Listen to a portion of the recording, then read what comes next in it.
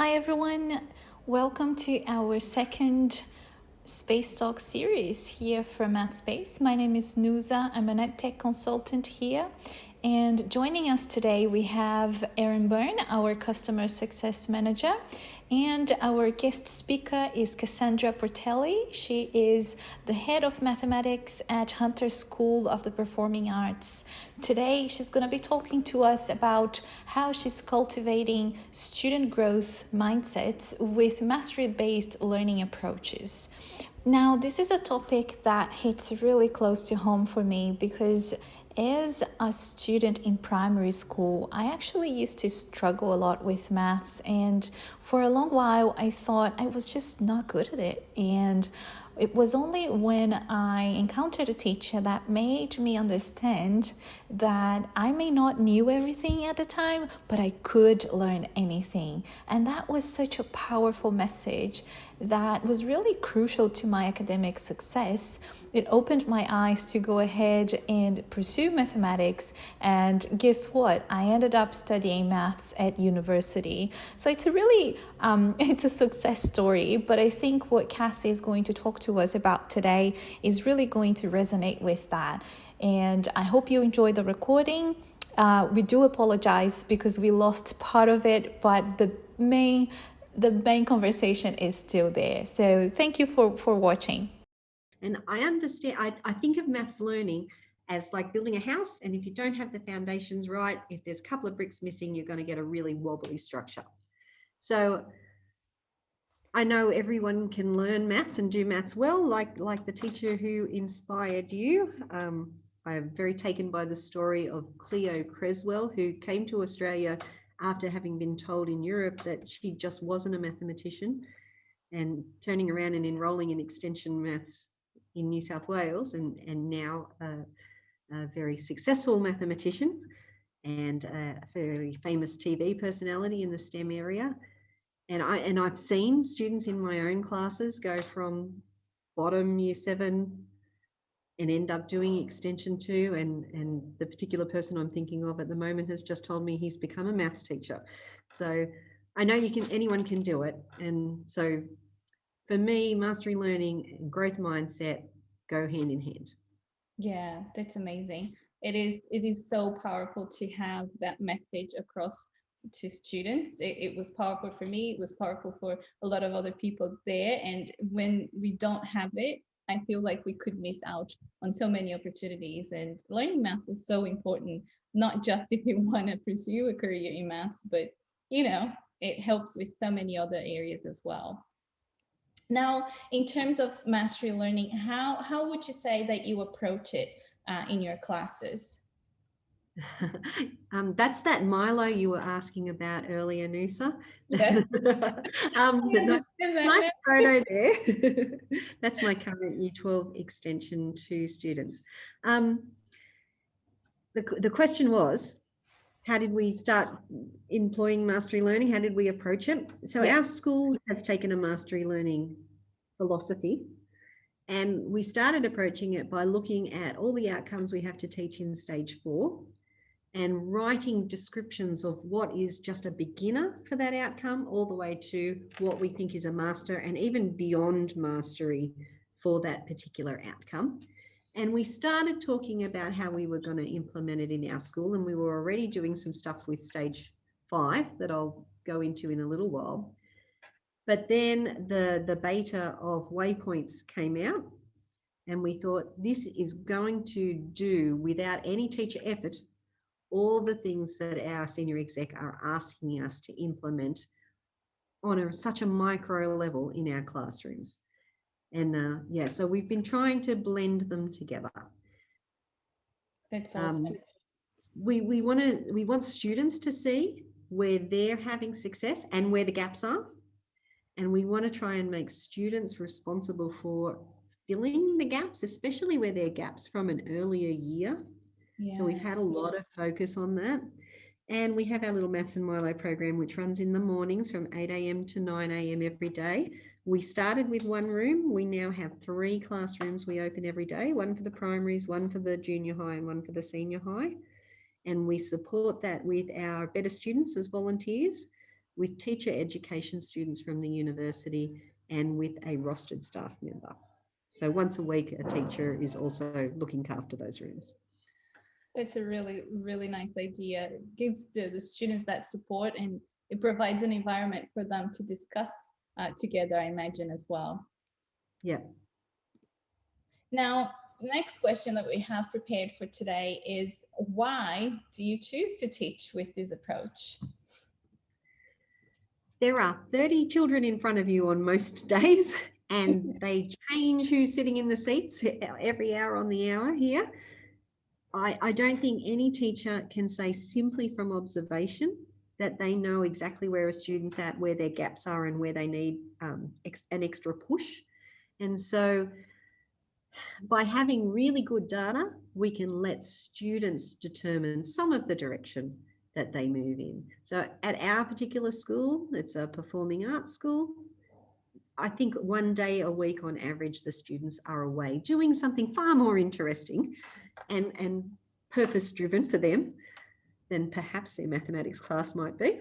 And because they're away a lot, they miss a lot of face-to-face lessons. And by having the onus on them to always catch up and know where their gaps are and know where they need extra pushing, then they can control their learning. That's amazing.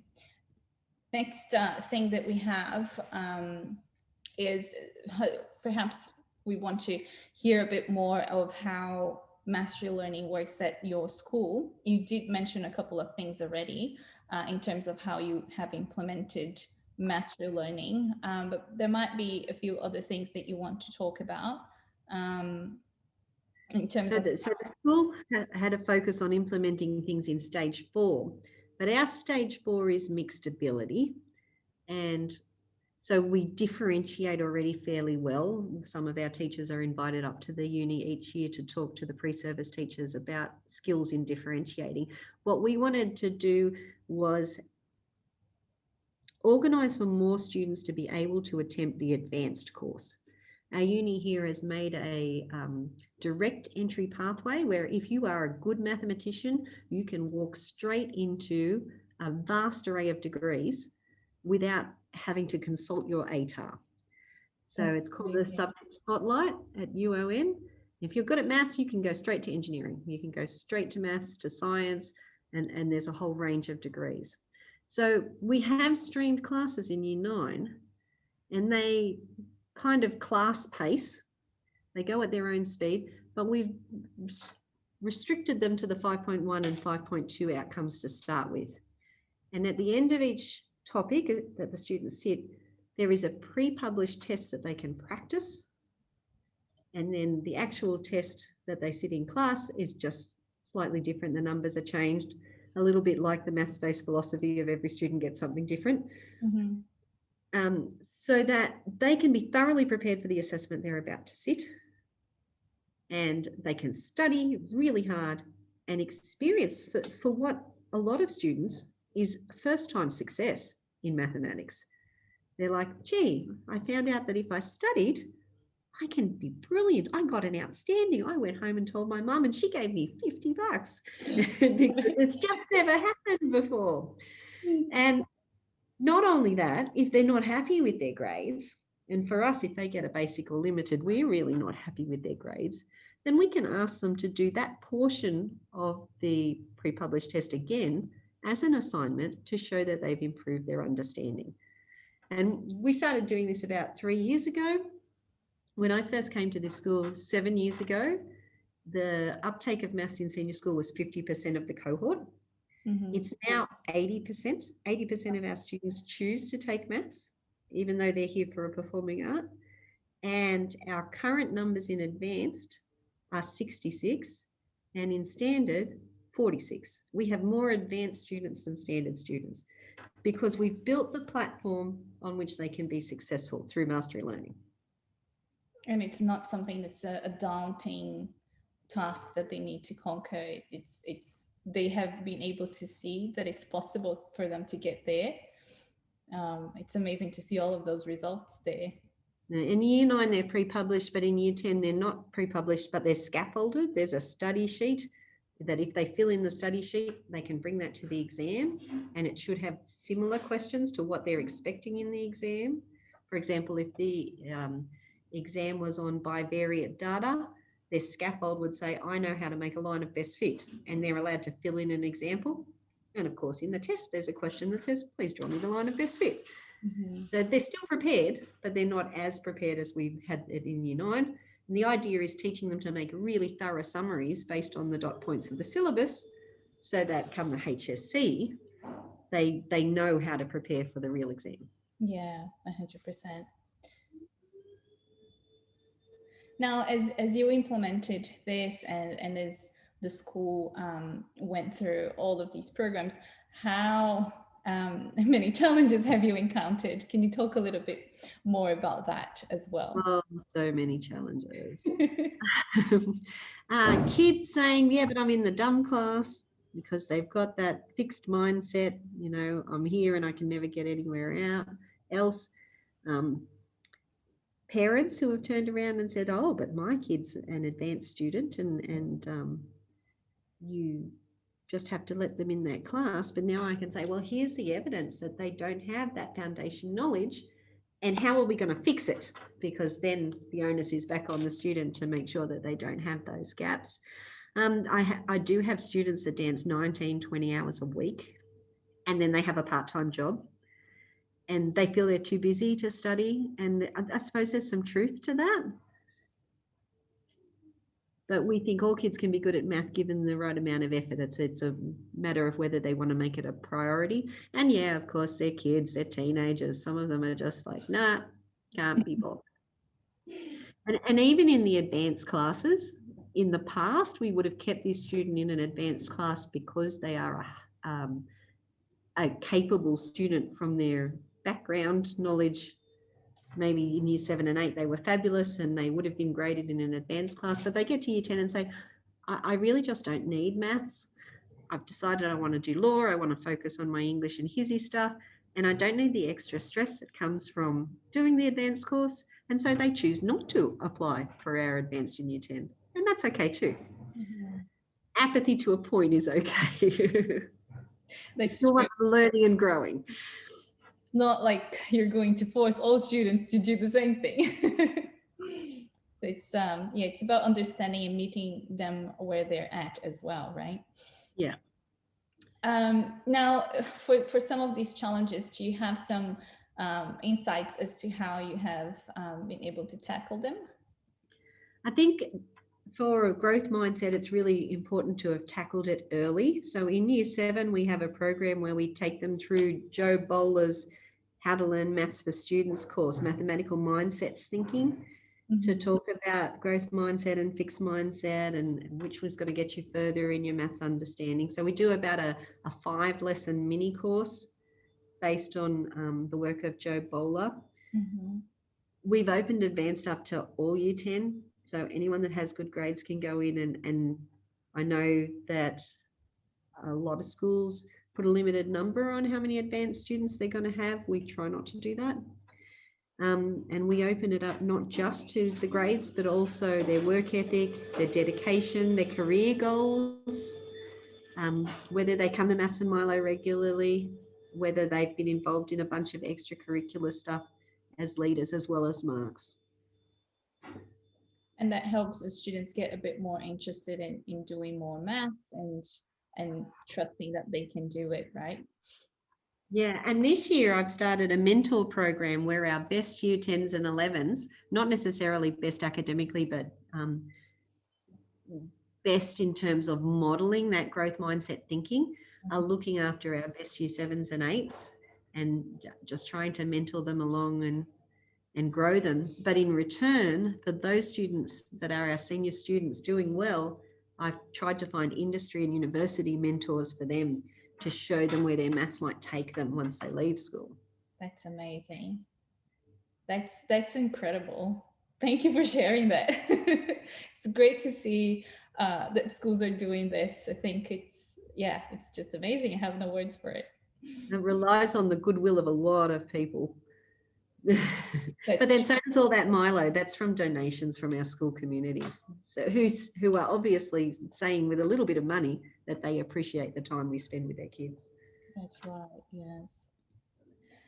Now, as everything has happened, you know, using mastery learning, getting the students to do more maths, have you noticed any changes in the students' attitude and behavior towards math?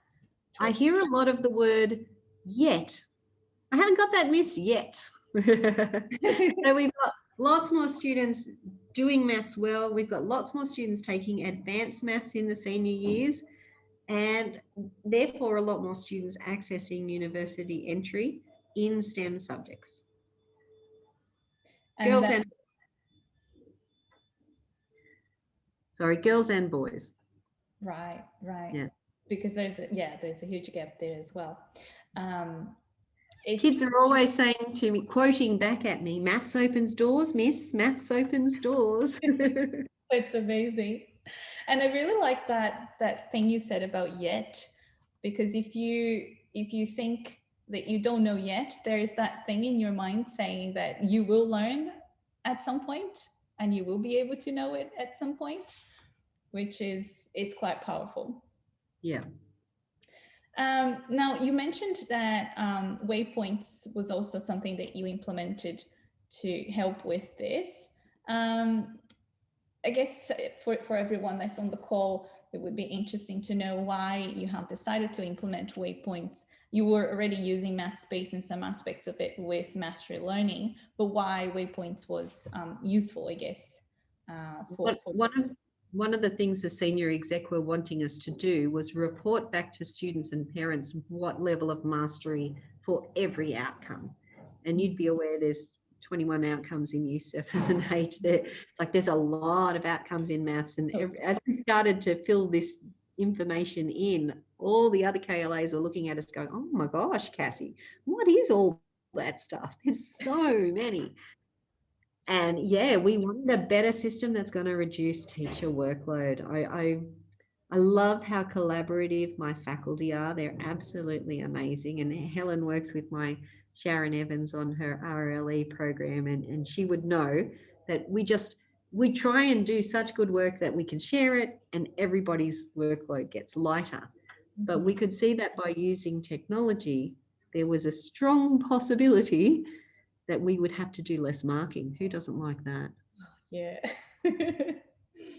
And we've had a few teething issues this year. As you'd be aware, with such intrepid explorers, we have made Canvas talk to Mathspace, and it's had a few teething issues. And hopefully we've sorted those out today.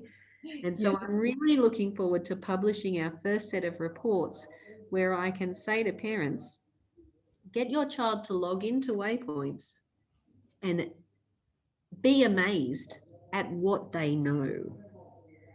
And then take some time to look at what they don't know yet, so that we can work on those things. That's right. Yes, I jumped through the slides here so that everyone can see what you're talking about in terms of the skills report that the students get from Waypoints. I'm really excited for you to share those with parents and see what they have to say as well. Because it is so powerful to be able to see exactly where the gaps are and have the possibility to go in and practice independently without having to wait for anyone to tell you, here, you have these gaps and you need to practice. Yeah, so if you have a look at the image that Noose has put on your screen, you've seen a kid's snapshot for number in algebra. Let's say they're a year 5 student, let's imagine. There's some areas from year 3 that the student needs to work on, and some areas from year 4. We've got 5 going on, but they're already accelerated a little bit into some of the concepts from year 6 and 7. But that explodes down underneath that screen a little bit further, and kids can actually just click a button and go to the lesson that they're missing. Here's a gap. Let's practice that. It's fabulous. I will actually be able to go through the program in a second with everyone, so I'll be able to demonstrate exactly what Cassie is talking about. Now, I guess I have one last question for you, Cassie. The impact that waypoints has had in your approach to mastery learning, or what you think is going to happen as you continue to implement it. Do you think that's going to change the way that you do mastery learning? I think there's lots of benefits that we're going to get from it, but I don't think we're ever going to lose our two-pronged approach. We want students working on a little bit of project-based learning. We still want them to do pen and paper testing, because in the end, the HSC is a pen and paper test. We want them to learn excellent study skills and not just have point of learning assessment. We want to see if they can still remember it later. So we want to make sure that we're implementing all the research we've done on the curve of forgetting to make sure they're revisiting concepts. Waypoints helps with a lot of those things. It's not going to help us so much with project-based learning yet, but I know we've got some investigative style tasks built into Mathspace that are things that we can explore. It's not going to help us with pen and paper testing. And that's that's just the nature of the thing. It is going to help us with this constant revision, because waypoints will ask a selection of questions based on the theme area, and it might go back a bit and it might go forward a bit, which is depending on what the child needs, where the child's up to. So that's wonderful. And it's going to save us time. That's what I wanted out of it. And that's the best thing. Yeah, 100%. I think we have some time, a couple of minutes, that I can open up for questions. If anyone has any questions for Cassie, she's going to stay on the call for a little bit longer. And you're welcome to add your questions to the Q&A so that we can see them. And after this, I will be demonstrating how waypoints work. I'll go into the program so that you can see, and you might also have some questions for us at that point as well, which is fine. So feel free to jump on the Q&A and add any questions that you might have, and we'll be able to answer. Cassie will be able to answer it as well. I'm going to keep the Q&A open just so we can all see. Erin is going to be monitoring the Q&A, so she is going to be able to let us know when a question comes through. Well, while we wait for that, I wanted to just say thank you very much, Cassie, for coming to the Space Talk and sharing your knowledge and everything that you have been implementing. It's really inspiring to see teachers doing things like you are. It is something that I'm really passionate about, so I really appreciate you coming and sharing with us your experience. It's always a pleasure to talk with you, Noosa. Are you going to be coming up to Port Macquarie to the conference next month on the 22nd, the Manswa conference? I'm not 100% sure yet, but we always try to join every conference, every maths conference. So yeah, if we are there, I'll definitely keep you posted so that we can meet up. Yeah, okay. I just thought I'd sneak that little plug in there, because I know that the conference opened up recently, and some of the people that are on our panel today are from our local area. Does the platform work okay with Chromebooks? Absolutely. Cassie, I've got a question for you. Hi, Matt. How did you go about, I guess, setting up the relationship with the university? Did they approach you, or was that something that you implemented in? Is that Erin? Yes, it is. Oh, hi, Erin. Sorry, I was just double checking. We accessed university assistance with Maths and Milo. Is that the one? Maths and Milo? I'm wondering, well, you said you had the pre-service teachers coming in for Maths and Milo, so I was just wondering about how that... Yeah, we have pre-service teachers coming in all the time. It's absolutely fabulous. I'm working on another secret project with that at the moment. I'll tell you about that in a second. But with Maths and Milo, we just make an application with Teach Outreach. Teach Outreach is they're the body that kind of ensure the pre-service teachers when they come and volunteer in schools. And I just make an application at the start of the year, and people sign up, and they come every Wednesday for the whole year, or every Thursday for the whole year. And they find it's a really good way to engage with the content before they become a in-service teacher, without really having to read a whole textbook or wade through the program, because every week they see something different and across all years. So it's really good like that. I am currently working on with the university, in secret talks with the university, trying to make the maths degree more like an apprenticeship, so that if teachers, pre-service teachers, are interested, they get paired up with a school. They come 1 day a week for the whole 4 years they're training. And then hopefully when they're finished, they're very familiar with what a school environment is like, and they've been helpful to us. That's an interesting thing. I'm excited about it, and I want to know more. Sorry, Cassie, I've just got one more question for you, since I have a bit of insider knowledge on you. I know you've been working on creating a learning space in your school that's more open and facilitates mastery learning, because it's not, as structured as other classrooms. Did you want to talk about that process at all? We have a space that'll hold up to 4 classes, 4 teachers and their 4 classes with breakout rooms. But we've kind of been using that more for our project-based learning stuff. So kids can work collaboratively with kids from other classes. We call it our Creative Collaborative Classroom Project, C3. I am thinking more that as we go down the mastery learning path, we'll probably have our students in their regular classrooms, but we'll have 1 lesson a week or 2 lessons a week where they completely direct their own learning. And so we just say, head on into Waypoints, do a check-in, and then use today's lesson to either build on your foundational knowledge or extend your understanding.